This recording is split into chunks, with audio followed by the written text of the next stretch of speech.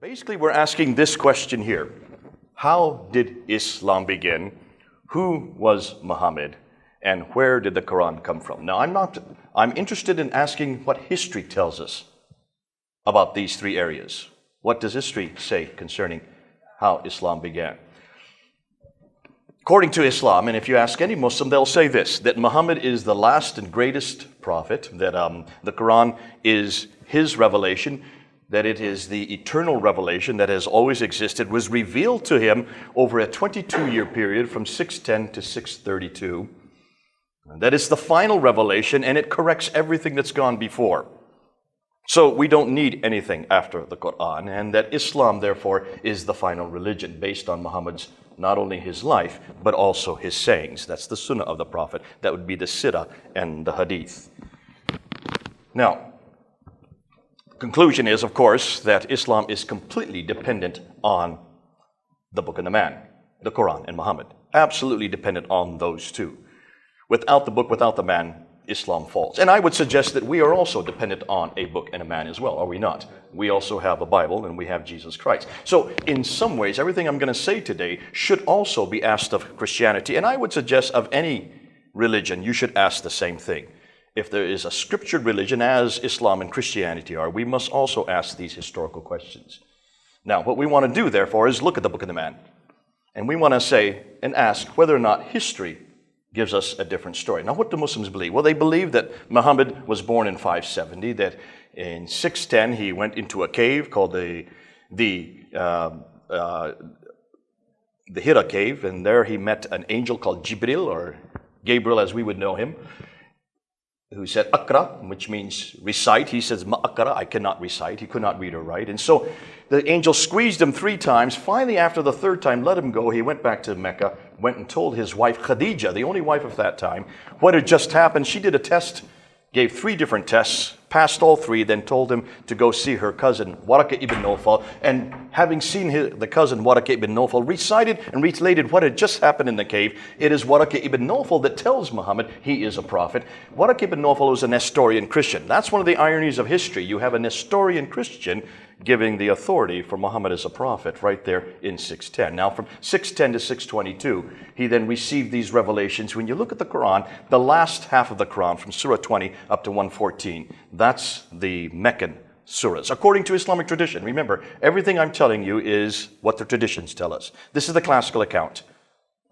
Then in 621, he wakes up in the middle of the night, and he's told to get on the back of the winged horse called the Burak, goes up to Jerusalem, ascends the 7 heavens, meets God, or Allah, who tells him to pray 50 times a day, comes down 2 heavens to the 5th heaven. Moses asks him, how many times are you to pray? 50 times, he's told. And so he says, go back and see if you can get it back down. So he bounces back between Allah and Moses, between the 7th and 5th heaven, gets it down to 45, 40, 35, 30, 15, 10, finally down to 5 prayers. Moses says, that's enough. So then he heads on down to earth, goes back to Mecca.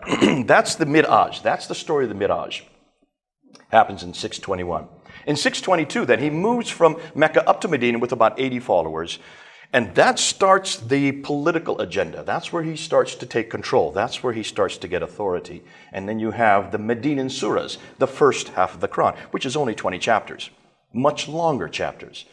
And that's where the problem begins for most Muslims even today. So from 622 to 632, the last 10 years of his life, you have these Medinan revelations. In 630, he goes and marches down into Mecca, takes it over without firing a shot. In 632, he suddenly dies, as most people tend to do. Now, we don't know how he died. Some traditions say he was poisoned. Whatever the case is, he dies in 632 without ever having written the Quran down. It still was not compiled. It was received, but not written down, okay? Then in 632 to 634, you have Abu Bakr, who's the first caliph. He's the first to write the Quran down. And that's given to one of Muhammad's wives named Hafsa. She keeps it under her bed for about 18 years. Umar comes to power from 634 to 644. In the next 10 years, he is killed. Uthman takes over power, and it's Uthman from 644 to 656, the next 12 years. In that period, he has the Quran rewritten again because there are many different versions appearing, according to the traditions. And then the Qur'an is finalized. So the Qur'an that we have today is that Qur'an. And when you talk to Muslims, they'll call it the Uthmanic recension. This is the Uthmanic Qur'an they talk about. About 650 is the date that they give to it. He is killed, and then in 656 to 661, Ali, who the Shiites believe is the rightful heir to Muhammad. He is the adopted son of Muhammad. He takes over power for only 5 years, and then is killed by Muawiyah there at the Battle of Siffin. Now, that's the classic account. Have any of you heard any other account? That's just the bare bones. I'm just giving you a quick skeleton. That's the classical account that everybody is taught all over the world. You go to any university, any college, any school in the world, and you'll hear this account. That's how Islam began, with this man in that place doing those things at that time. Do any of you doubt it? Is there any reason to doubt it? Now, you two guys who put your hands up, you're smiling because I know where you're going to go with this. But does anybody else doubt it? Why could you and why should you doubt it? There's no reason to doubt it, because that's all we've been told. We're going to show you that there's some problems with this. First of all, everything I've just told you comes from whom? Who is the person that tells us who Muhammad is, what he did, where he lived, how the Quran was revealed? Well, you need to go to his biography. Now, who should have written his biography? Somebody living at his time, somebody who knew him, right? You would hope that someone who knew would write down what he did and what he said. The first man to write down anything about him is Ibn Ishaq. Look at the day he dies. 765. Muhammad died in 632. How many years? But we don't have anything of Ibn Ishaq. Nothing exists from Ibn Ishaq. We don't know anything that he said except because of this man, Ibn Hisham. Ibn Hisham takes what Ibn Ishaq writes, he's given to it by another one, a disciple of Ibn Ishaq, and he throwaways anything that he doesn't like and only retains what he likes, and finally writes it down in 833. Muhammad dies in 632. How many years? 200. So the first biography we have of Muhammad is 200 years after the fact. Nothing earlier than Ibn Hisham. Does that bother any of you? What about what Muhammad said? Because that's much greater. The hadith are much more prolific. The first person to write down the hadith would be this man here, Al-Bukhari. Sahih Bukhari is what is known as. Sahih Bukhari, he dies in 870. He wrote between 850 and 870, that 20-year period. So everything we know about what Muhammad said comes from this man and others who come after. Sahih Muslim, Ibn Dawud, Tirmidhi, and the others. But they all come after Al-Bukhari. That's 240 years after the fact.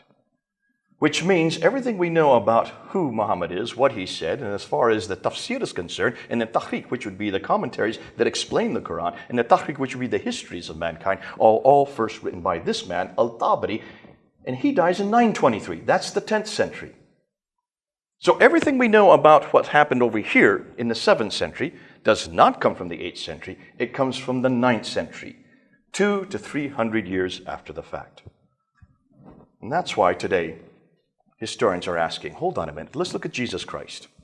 Jesus Christ is also a historical figure. He also lived in history. He also lived in a certain place, did certain things, said different things. We know about his biography, do we not? Is there not a siddha of Jesus written down? Yes, there is. Matthew, Mark, Luke, and John.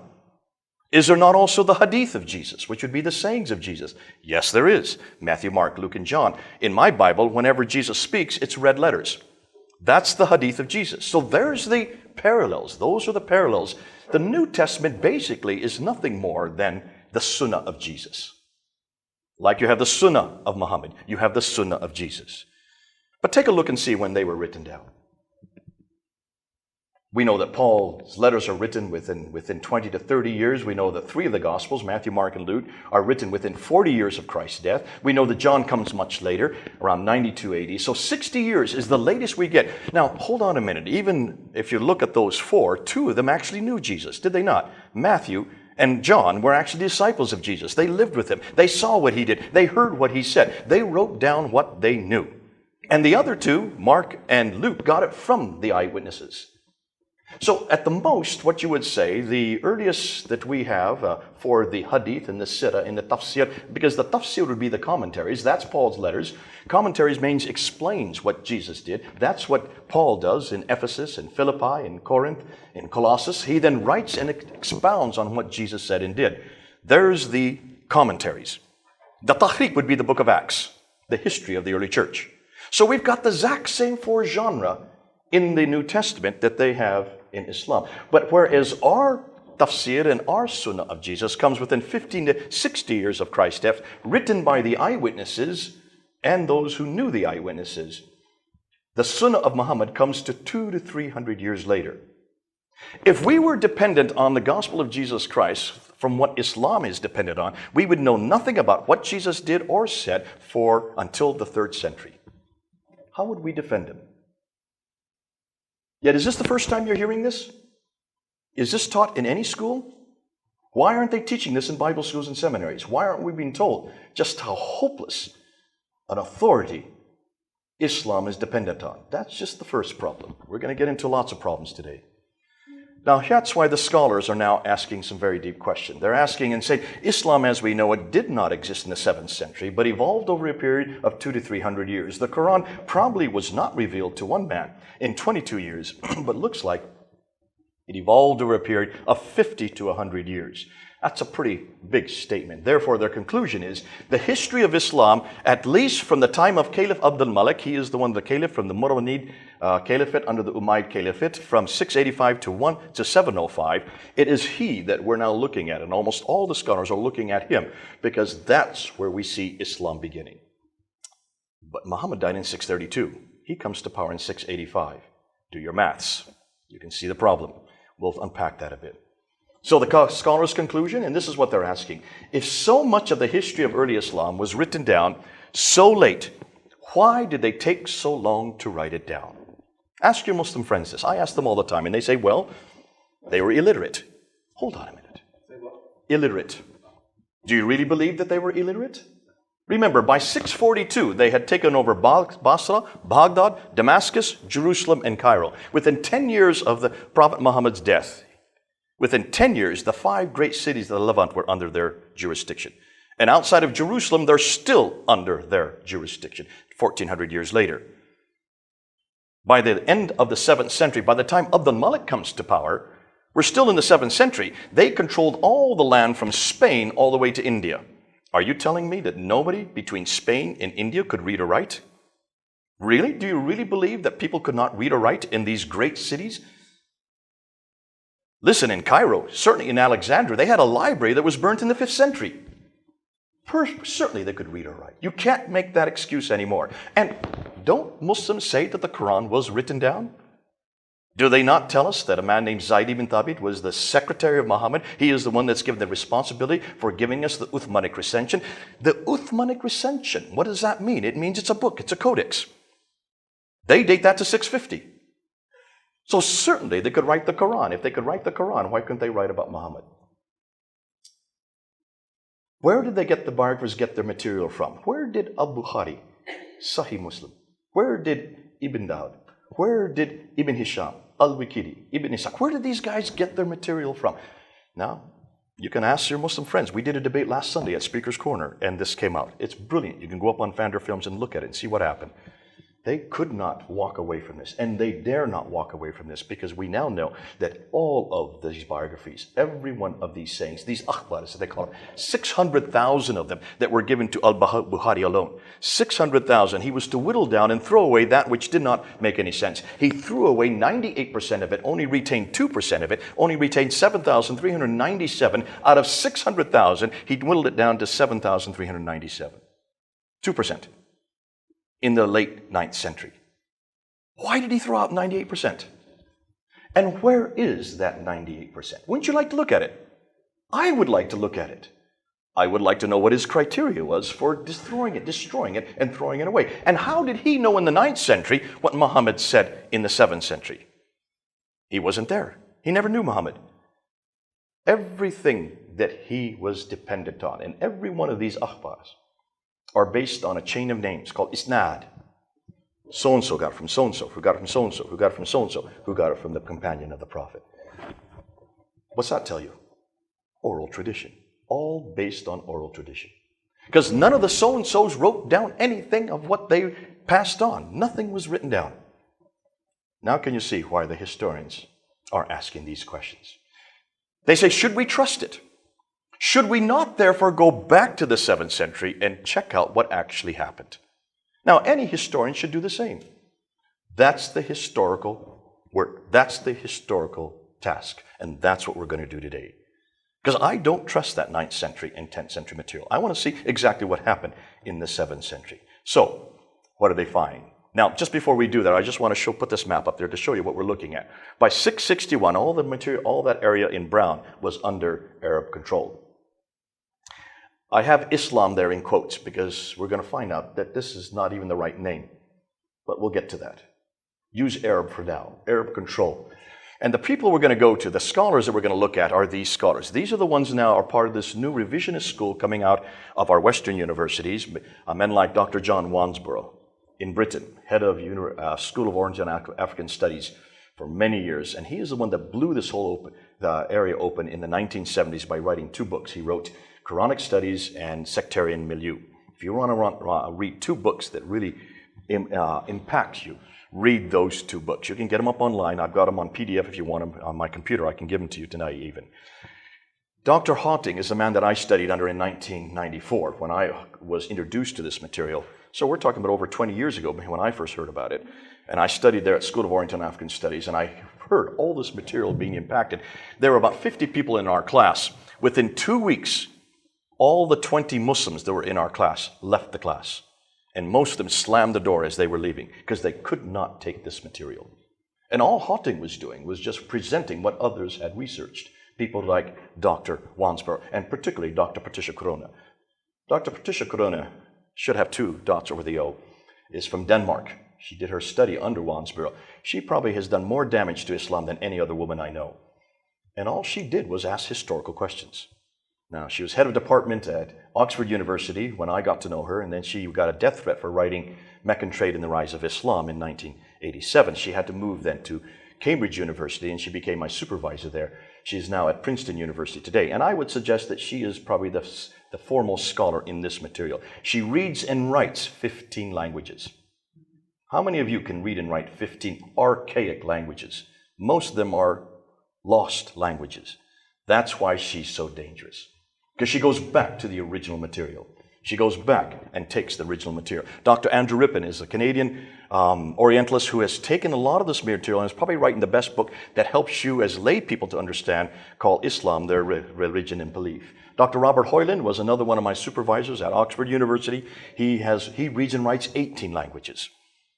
And he has probably been the best at looking and seeing what was going on in the 7th century around this period when supposedly Islam was coming to its fruition. Dr. Yehuda Nouveau out of the Jerusalem University in Israel has done the best work at looking at all the earliest Arabic inscriptions from the 7th century. And then the German school, Dr. Luning, Dr. Gerhard Pwin, Dr. von Bothmer, and Dr. Oleg are probably the best scholars today looking at the earliest manuscripts. And they're the ones that have been responsible not only for the Syriac material that's coming out. Much of the Quran is based on Syriac writings. And then, of course, the manuscript evidence we're going to talk about a little later, the Sana manuscript especially. But there have been 2 books that have come out in England in the last few years that have probably have been probably the most influential. Dr. Robert Hoyland, how many of you know, Dr. Tom Holland, how many of you know this name? Okay, he's from Britain. He has written 3 bestsellers, Rubicon, The Fall of the Roman Empire, Millennium, The Fall of the Byzantine Empire, and Persian Fire, The Fall of the Persian Empire. Now, this is the man that's best fit to write the next chapter, because he writes about the 2 great empires, the Sassanid and the Byzantine empires, that were impacted by Islam. In fact, it was because of Islam that these 2 empires fell in the 7th century. And that's why in 2006, he started to write about Islam. And we told him that when he was going to do that he's not going to find much to write about. Just be prepared. It took him 6 years to write his book, In the Shadow of the Sword. Came out in 2012. Brilliant book. You just need to read the first 100 pages, then go to page 300 and read the last 100. If you want, that's really where all the material is that you need to read. He came out with a documentary that was filmed on Channel 4 television there in England in August 28th, 2012, which is a 90-minute documentary. I've got it on my computer here. If any of you want it, I can give it to you today. Look at that documentary. It summarizes what the book says. But he's very careful not to come to any conclusions. He just puts the material up there. He has a Muslim scholar from the United States come up and give his impression of everything that he's seeing. Absolutely hopeless impressions. At one point says, who cares? We have 2 billion people. They're not going to believe this anyways. So who cares if this is what you're finding? What kind of defense is that as a historian? Now, that was filmed only once on Channel 4 television in Britain. They wanted to film it again in November. There was such an outcry by the Muslim community in Britain, they never filmed it a second. They've never shown it a second time. So you can see it yourself. We'll let you watch it. But the book that I think is going to be much more of an impact is this book here, Quranic Geography. How many of you know about this book? Have you read it? Please do read it. I'm going to show you why. This book is probably going to do more damage than any other one book. Dr. Dan Gibson is from Canada. He spent 20 years researching this book, spent and lived there amongst the Bedouin, there in the Middle East. Got to know them intimately and went all over the Middle East trying to find out these geographical locations that are in the Quran. We're going to unpack that a little bit in a while. Hold on to that. This book, I think, is going to do more damage than any other. And you'll see why once we unpack it. But here's their concerns. And this is the problem right here. Just take a look at these phrases that I have, these bullet points that I have. The first Arab inscription referencing Muhammad. Do you notice I'm using the word Arabic? The first Arab inscription referencing the name Muhammad is not till 691. Muhammad died in 632. The first reference to Muslims. Now, they do not call themselves Muslims. That's the problem. Nowhere can we find any reference to people called Muslims until the 690s. For 60 years, they used the name Saracen. They call themselves Hagarines, which means from the line of Hagar. They call themselves Ishmaelites, again from the line of Hagar through Ishmael. They call themselves Maghrib, which means from the Maghreb, which is the area they come from. And they use the word Mahajirun to refer to themselves. Because these people are conquering, and they are moving into the vacuum that existed there in the Sassanid Empire. And they're taking over Basra and Baghdad. They then go up and take over Damascus, Jerusalem, and Cairo. They are conquering these people, but they don't call themselves Muslims. That's the problem. And there's no religion called Islam. There's no reference anywhere to Islam until Abdul Malik. It's Abdul Malik in 691 and 692 that introduces those names. We can't find any documentation earlier than that date. Now, why haven't we heard this before?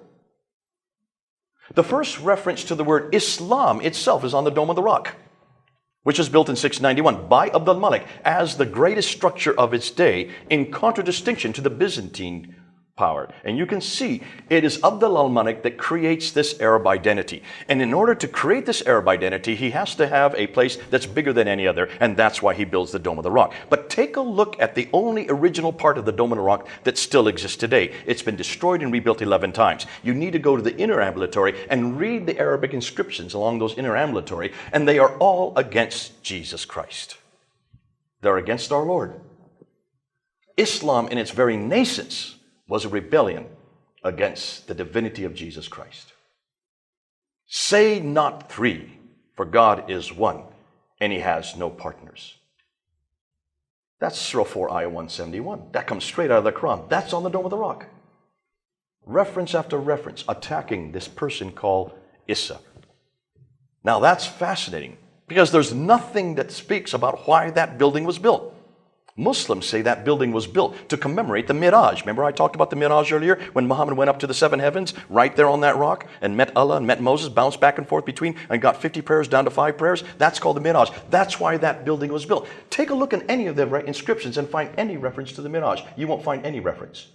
What's more, the Dome of the Rock doesn't have a Qibla. Ooh, hold on a minute. I'm going to actually contradict myself in about 10 minutes. Hold on to that. You'll see why. There is no Qibla in the Dome of the Rock. Yet this is the third most holy shrine in Islam today, built in 691 by Abdul Malik. But here's the real clincher, and this is the one that really hurts Muslims. There is no reference to a city called Mecca until 741. We can't find any reference. Patricia Chrono is the first one to find this out. We'll get into that a little bit later. 741, no reference anywhere to a city called Mecca. Now remember, Mecca is pretty important for Islam. Mecca is where Adam and Eve were sent to in Surah 7, Ayah 24. When they were sent down from the Garden of Eden, they were sent down to Mecca according to the traditions. Mecca is where Abraham and Ishmael rebuilt the Kaaba in the 1900 BC. Mecca is a center of trade, north, south, east, and west. It is where Muhammad was born. It is where he grew up. It is where the Kaaba has always been. It's the center of the earth. You've got a problem if there's no reference to it until 741. Muhammad died in 632. You do your maths. Are you following what I'm saying? The first biography, as you already know, the first biography we even hear about this man Muhammad is not till the 9th century, 833. Now, let's start with the geography. Let's unpack this and show you what we're talking about. When you look at the Quran, you will find that there are 65 references to geographical locations in the Quran. This is what Dr. Gan Gibson has pointed out. Over and over again, you find references, especially 3 places. 3 people, the people of Ad, which is the biblical Uz. The people of Thamud. 23 times it refers to the people of Ad. And that this prophet, but it doesn't name who this prophet is. It just says this prophet living at that place, the place of the prophet, the settlement of the prophet. It doesn't give a name to where this prophet comes from. If you look in the Quran, you will find Muhammad's name is only found 4 times. That should be troubling in and of itself. How many times is Issa's name found in the Quran? Anybody know? 93 times. Who do you think is more important, Jesus or Muhammad? If you're just going to look at numbers. But we're not going to just look at numbers. But it certainly does talk about a prophet. But where does he live? You will only find 1 reference to Mecca in the entire Quran, and that's in Surah 48, Ayah 24. But it does talk about that this prophet has contact with these people from Ad 23 times, these people from Thamud 24 times, these people from Midian 7 times. So it seems pretty important that these people are living right around where this prophet lives. But take a look and see where Ad, Midian, and Thamud are. Look at the map. They're up in Jordan, 600 miles further north. Mecca's way down here. I wish I had a pointer. Can you see where Mecca is on the map? There's Ad, Thamud, and Midian, and here's Mecca way down here. It's 600 miles off key, further north. You've got a problem here. What's more, Mecca is only referred to once, Surah 48, Ayah 4, and there you see, it doesn't really say much. The valley of Mecca, after he made his voices, so it's in a valley. We do some more things about Mecca. We're told also that there's little vegetation there. We find that it's in a valley, that this place where the prophet lives, remember, it's not Mecca itself, it's just saying where the prophet lives, has a stream going through it, has a parallel valley. It has a pillar of salt, that the prophet goes out in the morning, passes this pillar of salt, which would be the wife of Lot, who's turned to salt, and then comes back in the evening, passing this pillar of salt again. So it's pretty close to where this prophet lives, if he can go back walking and coming back walking, passing it, right? That it has fields, trees, grass, clay, loam.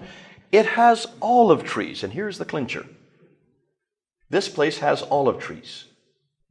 That has a mountain overlooking the Kaaba. That's that square building. But take a look at Mecca. It is not in a valley. There is no parallel valley. There is no stream going through Mecca. It doesn't even have water. It only has 1 well, the Zamzam well, which cannot even accommodate the caravans supposedly that went there.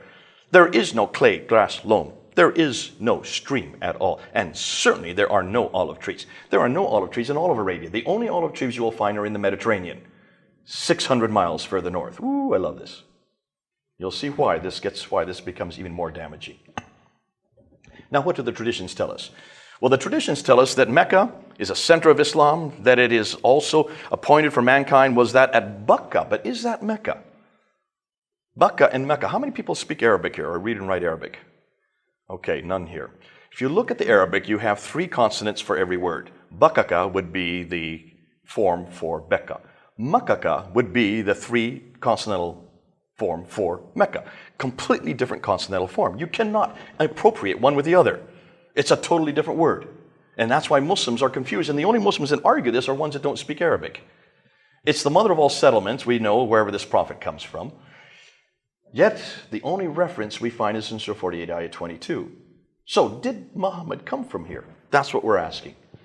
And is it the center of the Qibla? We're going to come to that. Let's just take a look at a map from the 7th century. That's the trade routes. If this is the center of trade, take a look and see. Do you find Mecca on it? It's where that question mark is. Why is Mecca not on the trade route?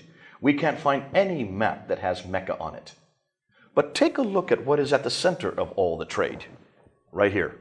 What's that town right there? Petra. Petra is at the center of all the trade routes. So I'll hold that so you can see that. Here's the trade route coming up from the sea, There's the Red Sea. Now, Dr. Patricia Corona looked at this map back in the 1980s. This is a map from the 7th century, looking at all the cities in the 7th century. And you can see the trade route here from Aden, and according to all the trade route theory put out by Montgomery Watt. All the trade came from India or from China way over in here. It came across, it couldn't go this way because of the Hindu Kush and the Himalaya mountains. So that it always had to come across the Arabian Sea, up through the Persian Gulf, and then they would go across the Persian Gulf, through the Sassanid area, over into the Byzantine area, and into the Mediterranean. That's where the trade has always been. Until the Sassanids were warring with the Byzantines. These two big civilizations were coming together, were warring back and forth with each other, and that shut down the trade route. So they had to redirect the trade route, which went from the west coast of India right across the Arabian Sea over here to Aden. Took off all their goods there in Aden, and they went up the trade route, which is that green line, right up through Najran, Sana, up to Taif, which is right here. Then they went down off the plateau, down to Mecca, which is here, 1,000 feet, came back up 1,000 feet to get to Yathrib, Khaybar, Tabuk, and on up to Gaza in the north. That's the trade route theory that every Muslim believes is the historical event. Dr. Patricia Cronin looked at that map and found two problems almost immediately. Let's see if any of you can find two problems. My 10-year-old son found two problems. Let's see if you're as clever as my 10-year-old son. What's the problem with that theory? The mountains. Not the mountains. That is a plateau, by the way. That is the Western Plateau. You're almost there. What's wrong with the Western Plateau? And where's Mecca? Is Mecca on the Western Plateau? No, it's off the Western Plateau a good 1,000 feet. You've got to come down the 1,000 feet to a place that has no water. So how could that be an oasis for caravans? That has no grass, no clay, no loam, nothing to accommodate caravans. Then go back up 1,000 feet to get up to Yathrib, all right? So you go from Taif, here, down to Mecca, then back up to Yathrib. Okay, the Yathrib is the archaic name for what is today Medina. But what's the biggest problem with that theory? Look at the water. What's that? There you go. Give him a hand. He gets it.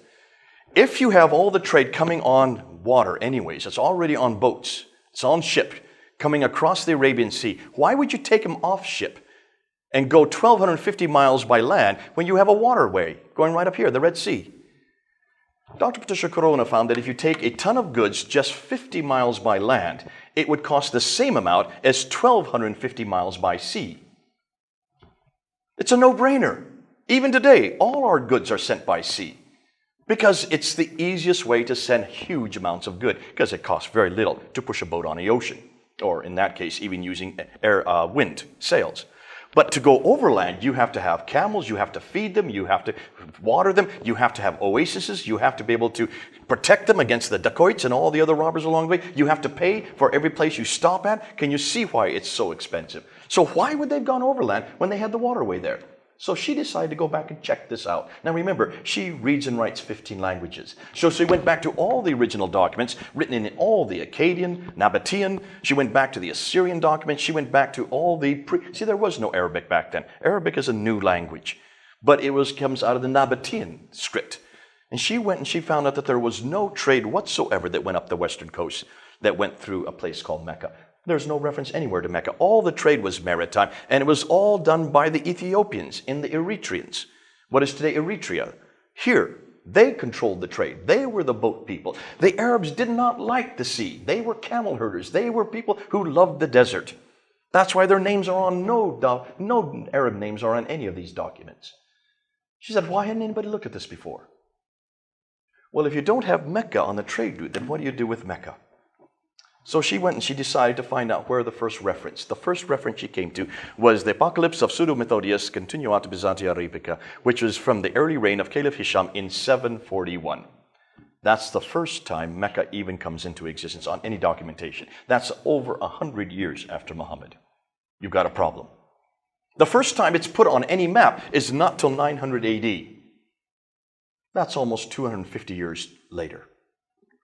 So, take a look at Mecca today. Now, this is what's interesting. If you look at Mecca today, you can see there's a huge building program going on. All these skyscrapers. There's the fourth largest, tallest building in the world right there. The great big clock tower that they've now built. That clock tower, that clock is 45 feet across. They want to make it center of time. They want to change it from Greenwich Mean Time to Meccan Mean Time, MMT. It's designed after Big Ben in London, much, much bigger. This is the future plans for Mecca. But look what they're doing. In order to build all these buildings, they're destroying Khadija's house. They've made Khadija's house, the wife of Muhammad, into toilets. Cemented it completely over. Muhammad's own house, where he was born, is now a library, completely destroyed. Here is where the Ottomans had their great hill. That has been made into the tower. Almost all of this is the Grand Bazaar here, has now been made into where the mosque used to be, it's now being made into a parking lot. Why do you think they're doing this? And why is it no Muslims are complaining? They're destroying the historical record.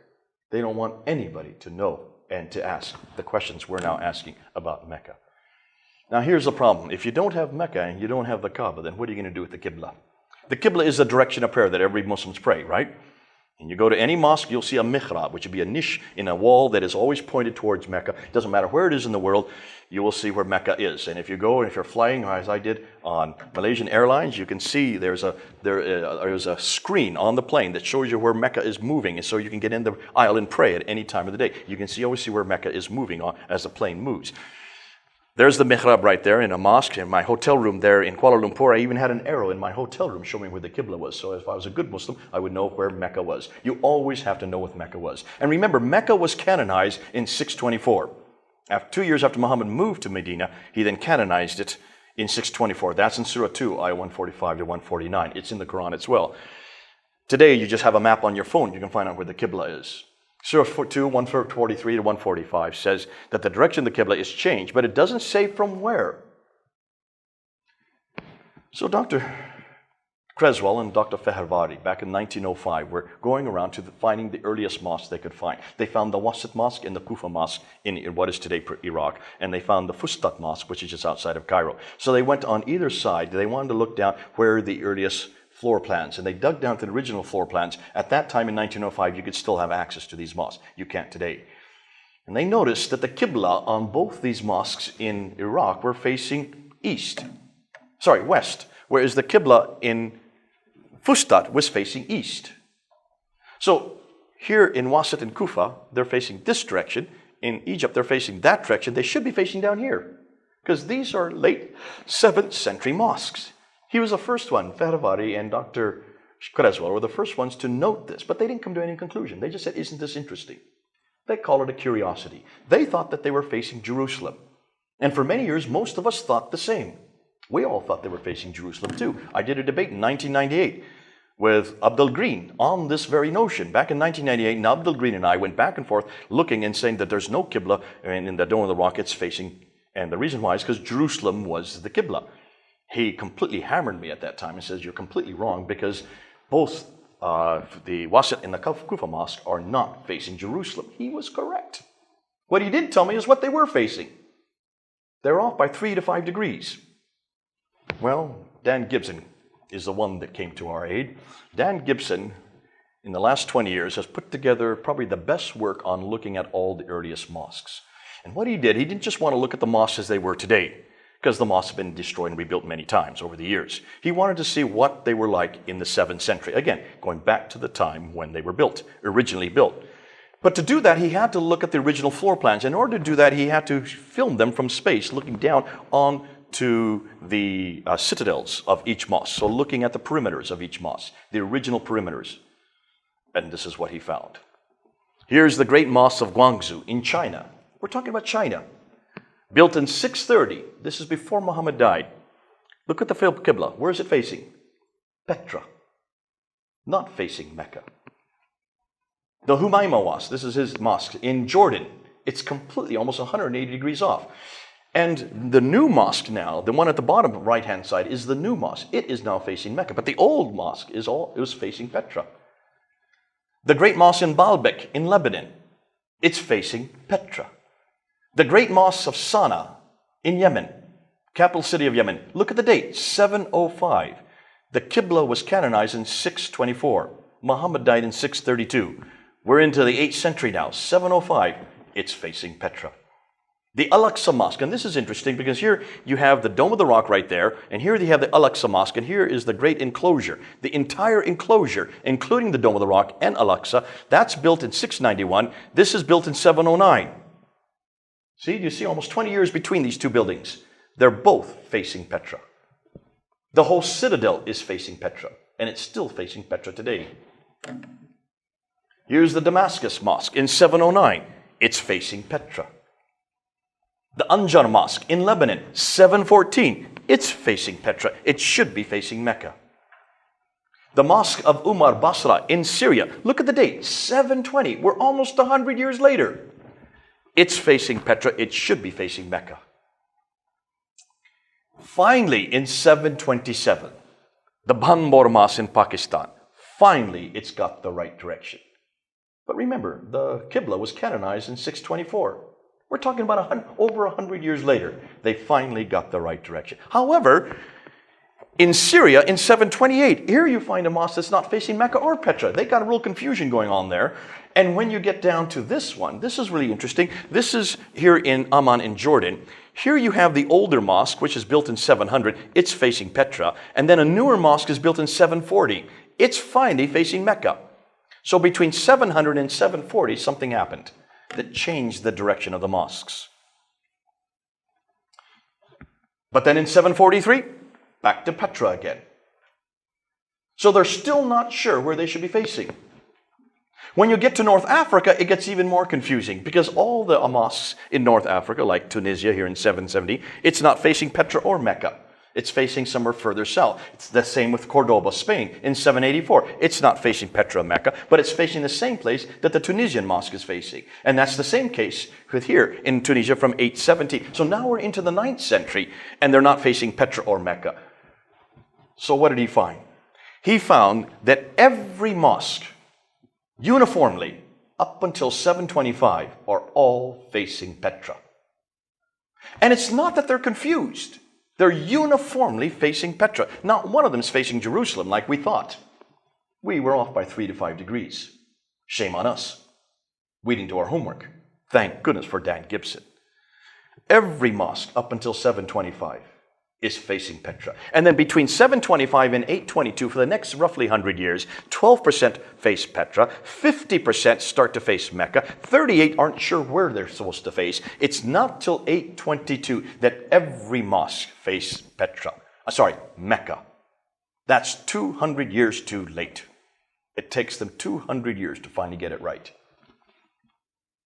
Now, this came up in the debate we had on Sunday.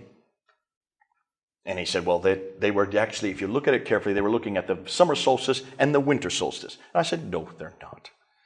Because every mosque up until 725 is facing exactly the same direction. He says, well, they didn't know direction very well. I said, listen, these were camel herders. They had no roads to follow. There were no macadam in those days. How did they find their route? How did they know to go from oasis to oasis on shifting sand? They used the stars. They knew exactly direction. Otherwise, they would be dead. But the fact is, they knew their direction well. That's why every mosque from all these countries, even as far away as China, were all exactly facing Petra, uniformly. Now, take a look and you can see why they're facing Petra. And you'll see why Petra is so important. There is Mecca, that's Petra. How many people here have been to Petra? Anybody at all been there? None of you? Okay. If you go to Petra, you will find it's a city of tombs and temples. It is the seat of the Nabatean kingdom. This is the great Nabatean empire that came into its ascendancy in the 2nd century BC. The Nabatean empire is where we get Arabic from. Arabic comes from Nabatea. The word Allah is a Nabatean god. Allah is the god of the Nabatean, who also has another name, Hubal. And Allah has a wife named Allat, and has 2 daughters, Al-Manat and Al-Uzza. Anybody know what I've just said? Who is Allat, Al-Manat, and Al-Uzza? Have you heard that name before? If you've read the Quran, you'll have heard that name. That's in Surah 51, Ayah 23. Am I right there? Surah 53, Ayah 21 and 19 and 20. Look in Surah 53 and you will see that's the satanic verses that made popular by Salman Rushdie. Alat, Al-Manat, and Al-Uzza. Who are these three goddesses? We now know who they are. They are the wife of Allah and the daughters of Alat and Allah. So if Allah is one and He has no son, what's He doing with two daughters? Ooh, I love it. Bingo. They've got a bigger problem. They've got the wrong God. They've got the Nabatean God. More than that, they have got all of these mosques that were built, all facing Petra. They continue to face Petra all the way up until the 8th century. But more than that, take a look at Petra. Petra is in a valley. It has a parallel valley. It has a stream. It has fields, trees, grass, clay, loam. It has olive trees. It's near the pillar of salt that this prophet goes by in the morning and comes back in the evening.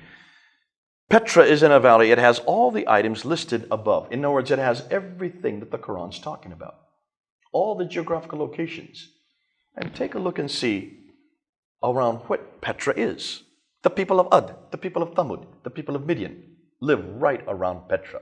Now can you understand why he had so much contact with Thamud and Ad in Midian? Because he was living 600 miles further north. Ooh, I love this.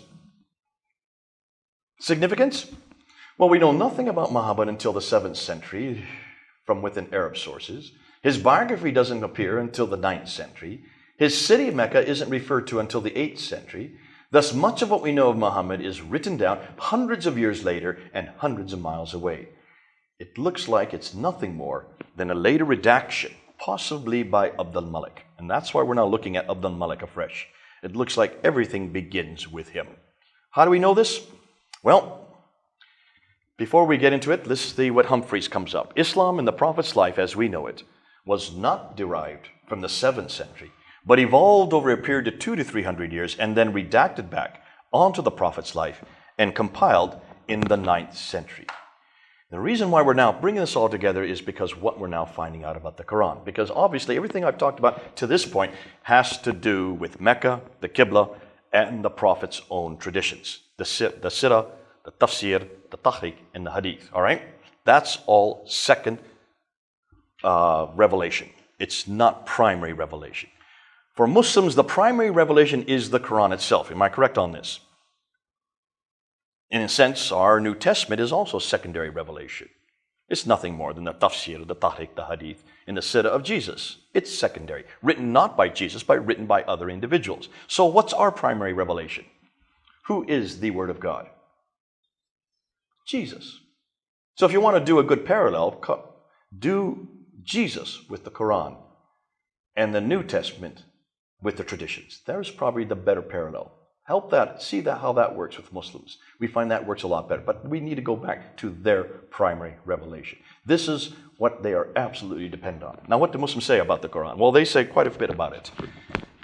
According to the Hadith, Mishkat al-Masabi, the Quran is the greatest wonder among the wonders of the world. This book is second to none in the world according to unanimous decision of the learned men in points of diction, style, rhetoric, thought, and soundness of laws and regulations to shape the destinies of mankind. Now that's quite a bit to say. It is not equal. It is unequaled. There is no other revelation that comes close to it. You'll find many times whenever you get into a debate. I remember doing a debate at Trafalgar Square where Sheikh Omar Bakri Muhammad, who is the leader, the creator of the Muhajirun movement, now Islam for UK, that Anjum Chowdhury is leading. But he was the one that created it. And we did a debate there back in the 1990s at Trafalgar Square. And he had 5,000 Muslims that he had brought together in August, a Saturday in August. And he had me get up onto the plinth with him. And he decided to do a debate, an impromptu debate, in front of these 5,000 Muslims. And he made this claim. After I'd said quite a few things against the Quran, he says, okay, Mr. Smith, show me a surah like it. Bring, therefore, a chapter like it. Bring anything that can equal the Quran. And I just opened up my Bible and opened up to Psalm 23. And started reading Psalm 23 in the microphone. They turned off the microphone. So I went step forward and I used my speaker's corner voice. If any of you come to London on a Sunday, you'll know how loud a voice I have. I have the loudest voice down there. After 24 years, it's got louder and louder and louder. And I just continued, finishing up Psalm 23, turned towards him, and I said, you show me a surah like that. Show me anything in the Quran that can equal Psalm 23. And I could have done any of the Psalms. I could have gone to any one of my favorite chapters, 1 Corinthians or Matthew 5, and it's superior to anything you'll find in the Quran. They asked me to leave the stage. But you can do the same thing. Don't walk away from that claim. They will make it. They will say that nothing equals the Quran. Here's the 5 questions you need to ask, and it's just 5 simple questions. And you'll find that the Muslims have to say yes to all 5, the first 4. First question is it eternal? What will Muslims say to that? No? Absolutely. Every Muslim, whether they are radical, nominal, or liberal, have to say it is eternal. The Quran says it itself in Surah 85, Ayah 22. This is the Quran that comes from those tablets, those eternal tablets, co-eternal with God, which is in and of itself a problem because you're already implying a duality. But that's the first claim they'll make. Secondly, was this Quran sent down to a man named Muhammad over a period of 22 years? Absolutely. So it's eternal and sent down between 610 and 632. Number 3, was it complete in the 7th century?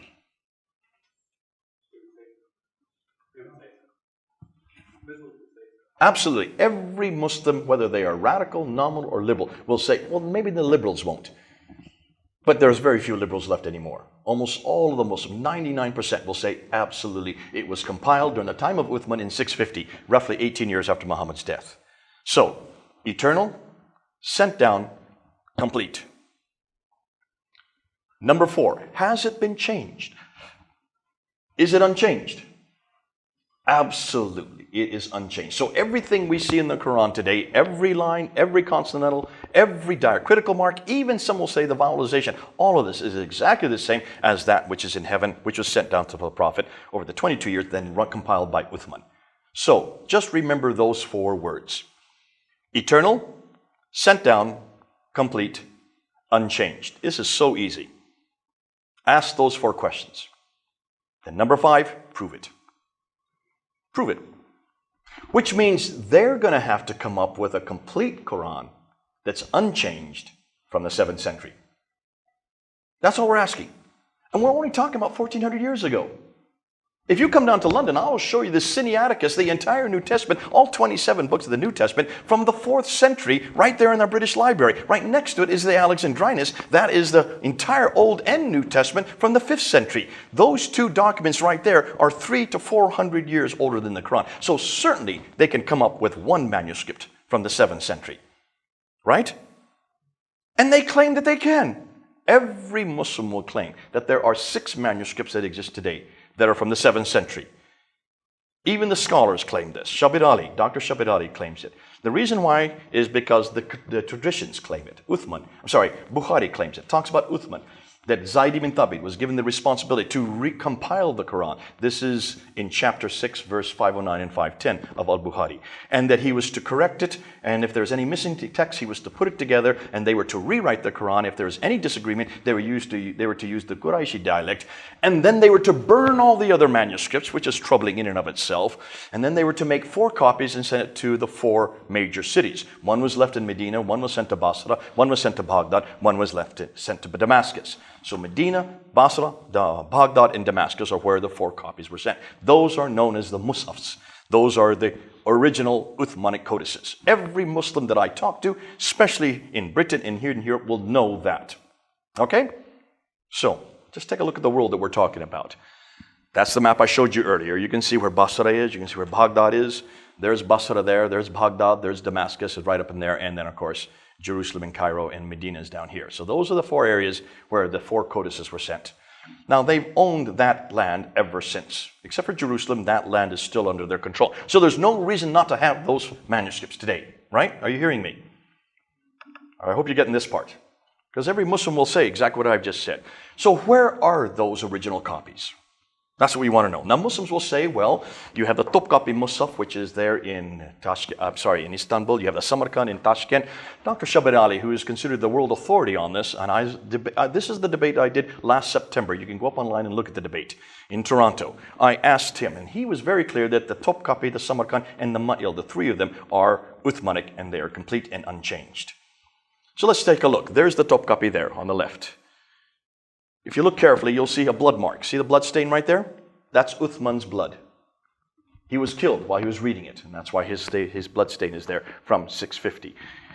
Here's the Samarkand. It's a little bit different. It's what we call a monumental text. It's much thicker. And here is the Ma'il. That's in the British Library. You can go see it. It's there on display. No one's running away from it. And if you take a look, you can see the script is different between those 2 texts. This is Kufic. This is from the Abbasid period. And this is Hijazi. So that would be from the time of the Umayyad period. When you look at the other the other three that are very important, you have the Petropolitanus, which is in Paris at the Bibliothèque Nationale, and then you have the Husseini manuscript, which is there in Cairo. That's also a monumental text. And then you have the most recent one, the most exciting one, the Sana manuscript, which was just discovered in 1975. I see you. Don't worry, we'll get it in time.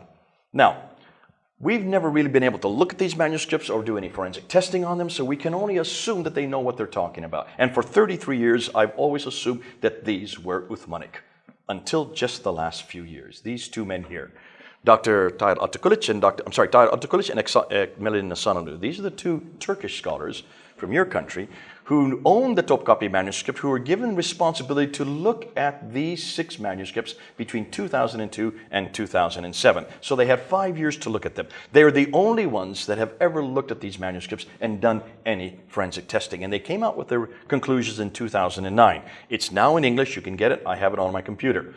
Al-Musaf al-Sharif is the name of the text, all in English. All you need to do is read the introduction, the first 83 pages. And this is what they're saying.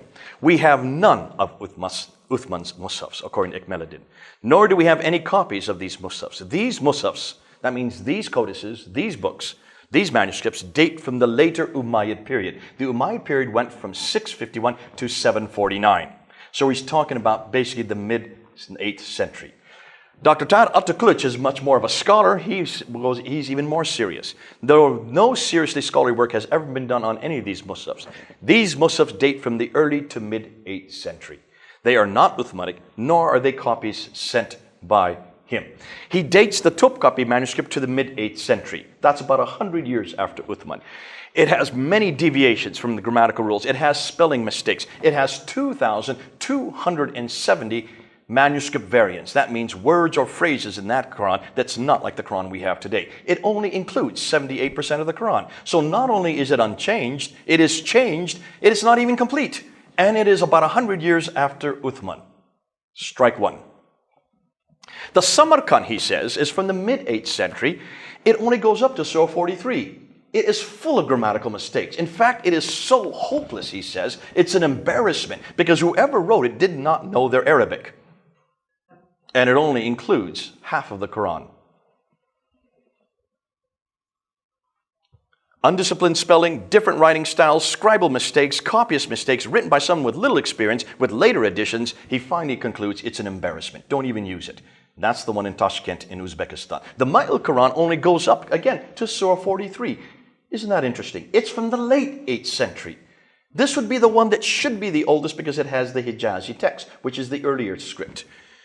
It only includes 53% of the Quran. It is full of manuscript variants. The Paris Petropolitanus is not complete. It only includes 26% of the Quran.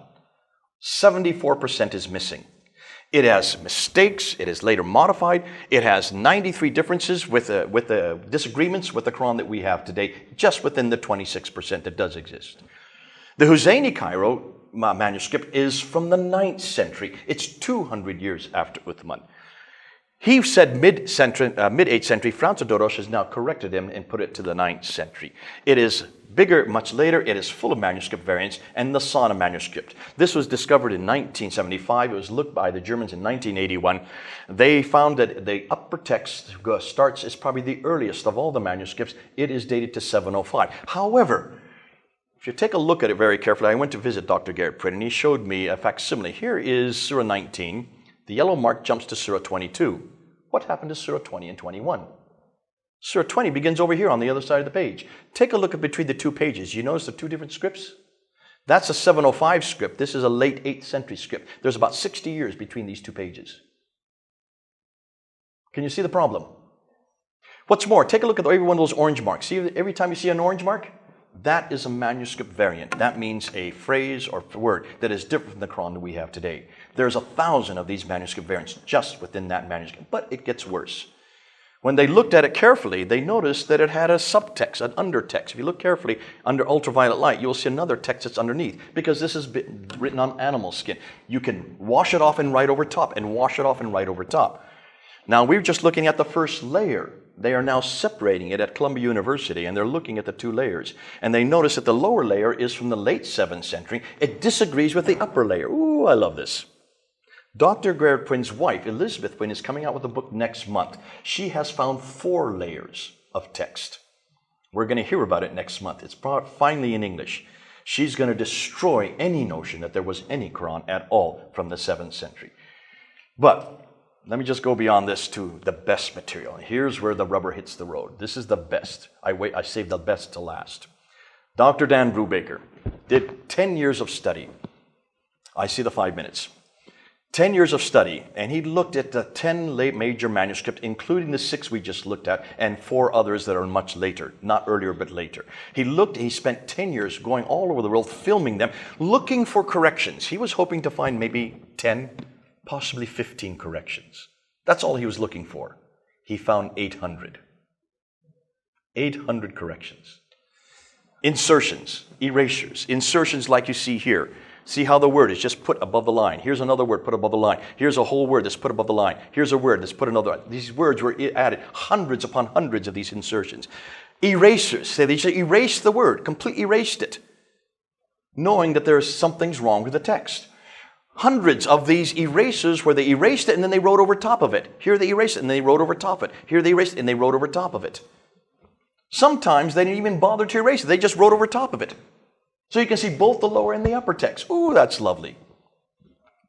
He found hundreds of these tapings. They put tapes over top and you think, well, maybe that's because it's damaged. But you look at the backside, there's no damage whatsoever. They're trying to hide something. Here, 1, 2, 3, 4. 1, 2, 3, 4 within one page. Over and over again, these tapings, these coverings. Here you find covering where they just cover it. They don't say they just cover it. They're just trying to obliterate. Wouldn't you love to pick up the coverings and see what's written underneath? And sometimes they would cover it and then write what's 1 or 2 letters over top of it. A whole phrase is replaced by 1 letter. Here's another covering, replaced over and over again, these coverings with replacements. So what can we conclude? Over 800 corrections he has found, and he has filmed every one of them. I introduced this in the debate in September last year to Shabir Ali. He was given 35 minutes to come up with an explanation. What's more damaging is that these corrections continue right up into the 9th century. They're not just in the 7th, none of them are from the 7th century, because all of these manuscripts begin to appear in the 8th century. Muhammad died in the early 7th century. The Quran was canonized or completed in the mid-7th century, according to every Muslim. These manuscripts don't even begin to appear to the 8th century. Not one of these manuscripts are parallel.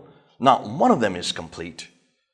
Every one of them has changes, and these changes continue right up into the 9th century. And most damaging, he's looking at the claims, at the changes now, and he's found that they are all standardizing the text, bringing the text to one uniform text, which means there was no Quran at all in the 7th century. No, and what's fascinating, we're not even talking about diacritical marks or vowelization. We're not talking about the Dhamma or the Kasra or the Fatha. We're not talking about any of the dots. Those don't even begin to appear to the late 8th, early 9th century. We're talking about just consonantal text. Now, Western scholars now all agree that the earliest Musafs begin to appear in the 8th century. Even Muslim scholars like Akmiluddin Ihsanuddin and Dr. Tal Atakulich now agree that all the Qurans begin in the 8th century. Islamic Awareness, the most prolific website that's up on the internet, have been a thorn in our side. They have finally agreed that all the earliest Musafs begin in the 8th century. The latest research shows that even those Musafs have 7 forms of corrections dating up until the 9th century. Therefore, I conclude, since Muslims cannot prove that there are any complete manuscripts from the time of Uthman, the Quran is not eternal, was not sent down, was not complete, and is not the same. Ooh, I love this. See how easy this is? See, we would never make this claim as Christians. We would never say our Bible is eternal. Please don't say that.